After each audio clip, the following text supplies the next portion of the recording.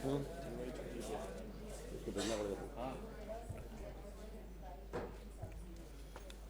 करें। मित्रों, आप सबों को नमस्कार। बहुत दिनों के बाद मिलना हो रहा है। मैं बिहार के चुनाव में व्यस्तता के कारण शायद आपसे 1-1.5 महीने के बाद मिल रहा हूं। आप सबों का बहुत स्वागत, अभिनंदन है।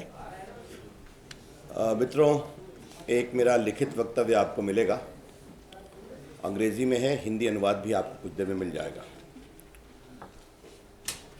मैं अपनी कुछ आरंभिक टिप्पणियां कर देता हूं, फिर आपके जो प्रश्न होंगे उसका मैं उत्तर दूंगा। मित्रों, कल से प्रधानमंत्री जी की तारीफ की जा रही है सरकार और उनके मंत्रियों के द्वारा। इसके बावजूद कि 1,76,000 करोड़ रुपए का घोटाला हुआ है 2G स्पेक्ट्रम में, जो सीएजी ने बताया है, एक राग दरबारी बज रहा है। But this playing of Rag Darbari cannot hide one stark fact. That the Honorable the Prime Minister, it is a case of conspiracy of silence, culpability of inaction, and gross indifference. When people who were the part of the system were looting lakhs and crores of public money right under your nose. माननीय प्रधानमंत्री जी, ये चुप्पी का षड्यंत्र है, उदासीनता का अपराध है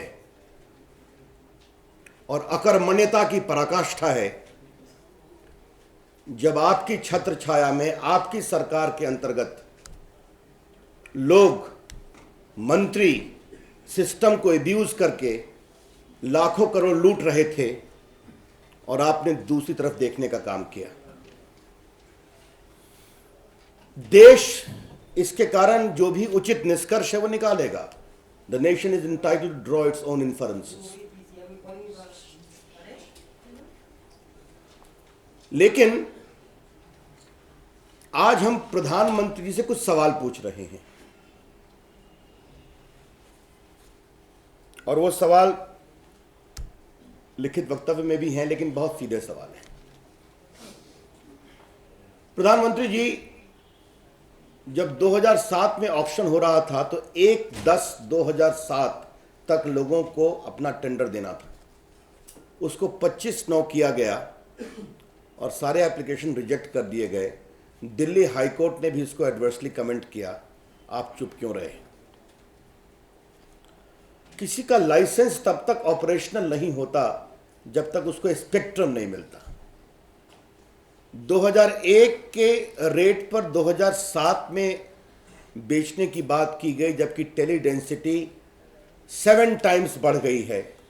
इन एग्जैक्ट परसेंटेज तो it will go to hundreds and hundreds of percent, लेकिन 2001 से लेंगे तो काफ़ी बड़ी है, जो सीएजी ने अपने रिपोर्ट में कहा है।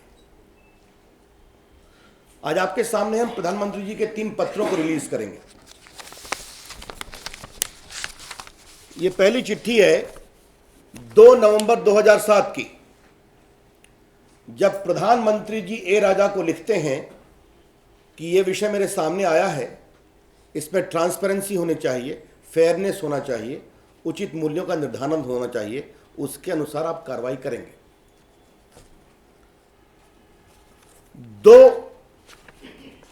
इसका जवाब, पहला जवाब 2 नवंबर को भी देते हैं राजा साहब, और दूसरा उत्तर 26 दिसंबर 2007 को देते हैं राजा प्रधानमंत्री को। इसके बारे में कुछ अखबारों में जिक्र आया है, लेकिन इसकी भाषा कैसी है, इसमें किस तरह की लॉबिंग की जा रही है, या स्वयं पढ़ के इसका निष्कर्ष निकालेंगे। मैं समय नहीं लूंगा, लेकिन इसके एक पैराग्राफ को मैं पढ़ना चाहता हूं जो काफी रोचक है। उस समय प्रणब मुखर्जी भारत के विदेश मंत्री थे और आज के अटॉर्नी जनरल उस समय सॉलिसिटर जनरल थे, Ghulam Vahanvati. In these circumstances the discussion with the external affairs minister and solicitor general of India have further enlightened me to take a preemptive and proactive decision on these issues as per the guidelines and rules framed without further confusion and delay. ये preemptive and proactive, ये दोनों शब्द बड़े भारी शब्द हैं. इसका उत्तर प्रधानमंत्री ने 3 जनवरी 2008 को दिया. इसकी कॉपी भी हम आपको आज देंगे, जिसमें वो कह रहे हैं, I have received your letter of 26 December 2007 regarding recent development in the telecom sector. मतलब राजा साहब आपको जो करना हो करिए. प्रधानमंत्री जी आपसे देश से जानना चाहता है, जब आप कह रहे हैं कि ट्रांसपेरेंट फेयर मैकेनिज्म करिए, ऑक्शन करिए, और संचार मंत्री आपकी बात नहीं मान रहे हैं, तो आपने फाइल क्यों नहीं मंगाई? आपने फाइल पर अपना डिस्प्लेजर क्यों नहीं नोट किया? Honorable the Prime Minister, what happened between 2nd of November and 26th of December? I am very specific about these 2 dates. What happened between 2nd of November and 26th of December, when your direction is being flouted with impunity and you just write a simple letter? I am not going as to what Pranab Babu talked to Raja, what advice Solicitor General gave to him, but at the head of the government, it was expected from the Prime Minister to call for the file and satisfy himself. आपको मालूम है कि 3G spectrum का auction हुआ. 35,000 करोड़ रुपए का target था budget में. उसके खिलाफ भारत सरकार को 1 लाख करोड़ रुपए का रेवेन्यू मिला. Against the target of 35,000 crore, the government of India earned 1 lakh crore revenue through auction. ये पिछले साल हुआ, आपको मालूम है.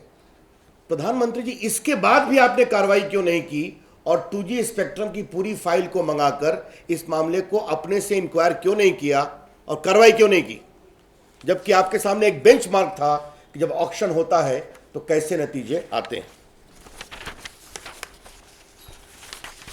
मित्रों, हमने आपके सामने पहले चर्चा की है, लेकिन आज उसको दोबारा बताना इसलिए आवश्यक है कि 2-3 कंपनियां, स्वान टेलीकॉम, यूनिटेक, इन लोगों ने 1500 करोड़ 1600 करोड़ में लाइसेंस लिया और एक हफ्ते के अंदर उनके लेटर ऑफ इंटेंट में स्पेक्ट्रम को बेचने की भी अनुमति दे दी गई. एंड ओवरनाइट फॉरेन कंपनी आ गई और 7,000 से 9,000 करोड़ में वो पूरा इक्विटी खरीदी गई. ये चर्चा आपसे हम कर चुके हैं. प्रधानमंत्री जी, आपसे मेरा चौथा सवाल ये है, 5वां सवाल ये है कि जब आपके सामने ये प्रमाण आ गया तब भी आप क्यों चुप रहे? आपने कार्रवाई क्यों नहीं की? Because it was a confirm evidence that the spectrum 2G was sold at a much lesser price. आज जो CAG की रिपोर्ट है, इससे संबंधित तथ्य पिछले साल जुलाई में संसद में उठाए गए थे. आपको मालूम है, राज्यसभा की डिबेट शायद 23 जुलाई को हुई थी, 3 दिन, और लोकसभा में भी उसी आसपास 2-4 दिन डिबेट चली थी. ये सारे विषय संसद में उठाए गए थे. सुषमा जी बोली थी, अरुण जी बोले थे, सीताराम येचुरी बोले थे, मैंने पार्टिसिपेट किया था, बहुत एक्सटेंसिव डिबेट हुई थी. प्रधानमंत्री जी, ये सारे तथ्य आपके सामने थे, फिर भी आप क्यों खामोश रहे? सीबीआई ने इस पूरे मामले की जांच अक्टूबर 2009 में शुरू की. आपको मालूम है कि शायद भारत सरकार के इतिहास में पहली बार हुआ कि भारत सरकार के एक विभाग में सीबीआई ने रेड किया, संचार भवन में. मंत्री को हटाने की बात दूर, मंत्री का विभाग बदलने की तो बात दूर, मंत्री के तो इंट्रोगेशन की बात दूर, ना संचार सचिव को इंट्रोगेट किया गया, न स्पेक्ट्रम एलोकेशन के अथॉरिटी को इंट्रोगेट किया गया. जबकि सीबीआई ने एक इंटरिम रिपोर्ट दी थी कि लगभग 22 से 25 हजार करोड़ रुपए का घपला आया है इंटरिम रिपोर्ट में. And Mr. Prime Minister, please reply, why is it that in spite of the interim report of the CBI, you met the then Telecom Secretary, the CVC, almost forced him, though he had much to reply when the entire inquiry would go on. ये जो 6-7 सवाल मैंने पूछे हैं ये uncomfortable questions हैं। ऐसे प्रश्नों की संख्या बहुत ज्यादा है, लेकिन प्रधानमंत्री जी, अगर आपका यह दावा है कि you are a man of integrity, you profess probity, then how do you remove these stains? इन धब्बों को प्रधानमंत्री जी आप कैसे हटाएंगे, ये तो आपसे देश अपेक्षा करेगा। और एक और बड़ा सवाल है, आप जिस सरकार के मुखिया हैं, उस सरकार में आपकी नाक के नीचे 2G स्पेक्ट्रम का घपला होता है, जिसमें मंत्री पदाधिकारी सिस्टम को एब्यूज करके लाखों करोड़ का घपला करते हैं पब्लिक मनी का। कॉमनवेल्थ का घपला भी आपकी नाक के नीचे होता है, बाकी घपले होते हैं। तो यह किस प्रकार का नेतृत्व है जो अपने को इंटेग्रिटी भरा हुआ और प्रोबिटी भरा हुआ कहता है, और आपकी सरकार के नीचे लाखों करोड़ के घपले हो रहे हैं और आप कोई कार्रवाई नहीं कर पा रहे हैं समय रहते। I repeat, Honorable the Prime Minister, it is a conspiracy of silence, culpability of inaction, and guilty of gross indifference. मित्रों, आज प्रधानमंत्री जी ने एक अखबार के समिट में अपील की है कि हम लोग सदन को चलने दें और इसमें डिबेट करें।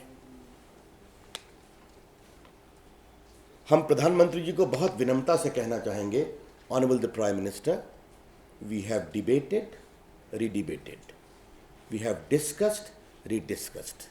We have raised questions after question. Now we want action and not debate. अब कार्रवाई चाहिए माननीय प्रधानमंत्री जी, सिर्फ डिबेट नहीं। हम चाहते हैं कि सीबीआई की जांच में जितने पदाधिकारी हैं उनको इंट्रोगेट किया जाए, उनको गिरफ्तार किया जाए, और यह सीधा प्रिवेंशन ऑफ करप्शन एक्ट के सेक्शन 13 का एक कॉपी बुक केस है, जिसके अंतर्गत मिस्टर राजा का भी इंट्रोगेशन हो और उनको गिरफ्तार किया जाए। We would like mister Raja to also to be interrogated and arrested, and all the beneficiaries, including all the patrons of mister Raja at the various levels of the government, also must be, their role must be properly investigated. मित्रों, मैं आपको एक बात और बताना चाहूँगा कि कोई हफ्ता भर पहले आपको मालूम होगा, प्रधानमंत्री जी ने सारे विपक्ष के नेताओं को लंच पे बुलाया था, प्रणब बाबू ने बुलाया था, और जहां पूरे विपक्ष ने जेपीसी की मांग की थी। और उस मीटिंग में लोकसभा की नेत्री उपविपक्ष की माननीय सुषमा जी और राज्यसभा के विपक्ष के नेता माननीय अरुण जी उपस्थित थे, जहां सर्वानुमति से सबों ने मांग की थी कि जेपीसी होनी चाहिए। प्रणब बाबू ने कहा था कि मैं प्रधानमंत्री से बात करके फॉर्मली आपको बताऊंगा। आज हम ये बताना चाहते हैं बीजेपी की ओर से कि अभी तक प्रणब मुखर्जी ने सरकार का औपचारिक रिप्लाई हमें नहीं बताया है। No formal communication about on the request of the JPC of the opposition has been conveyed by Mr. Pranab Mukherjee to the opposition, the BJP, so that we can take a final view. तो प्रधानमंत्री ने appeal की बात की थी, तो आज के संदर्भ में वो भी कहना आवश्यक है।